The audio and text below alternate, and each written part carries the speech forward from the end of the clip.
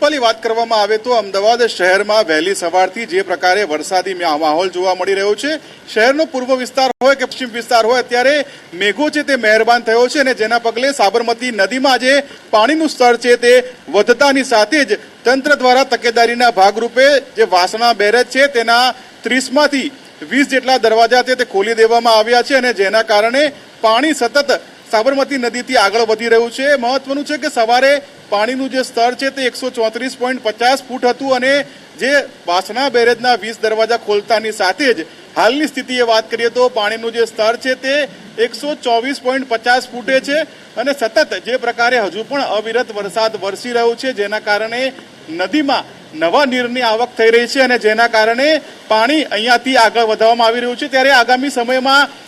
હજુ પણ જો ભારે વરસાદ વરસશે તો ચોક્કસથી સાબરમતી નદીમાંથી જે પાણી છોડવામાં આવી રહ્યું છે તેના કારણે આગળના જે ગામો છે ત્યાં પૂરની પરિસ્થિતિ ન સર્જાય તેના માટે પણ તકેદારી રાખવામાં આવી રહી છે। આ સીધા જ દ્રશ્યો આપણે જે જોઈ રહ્યા છીએ તે સાબરમતી નદીના છે કે જ્યાં આપણે દ્રશ્યોમાં જે પ્રકારે કાળા ડિબાંગ વાદળો જે આકાશમાં ઘેરાયેલા છે અને વરસાદ જે રીતે મહેરબાન થયો છે, છેલ્લા ઘણા દિવસથી અમદાવાદમાં વરસાદની રાહ જોવાતી હતી। એક તરફ સુરત અને વલસાડની વાત ચાલતી હતી કે ત્યાં ભારેથી અતિભારે વરસાદ પડશે, પરંતુ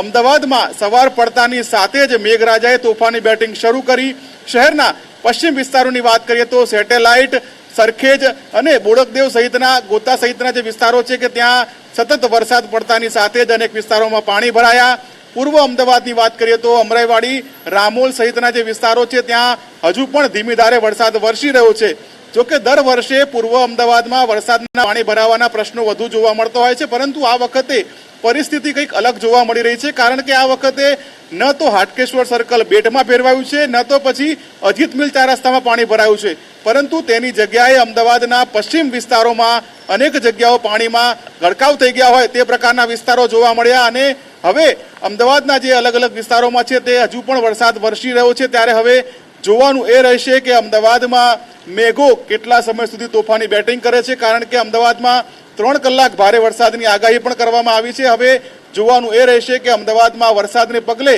કેટલા લોકોને મુશ્કેલીઓ પડી શકે છે।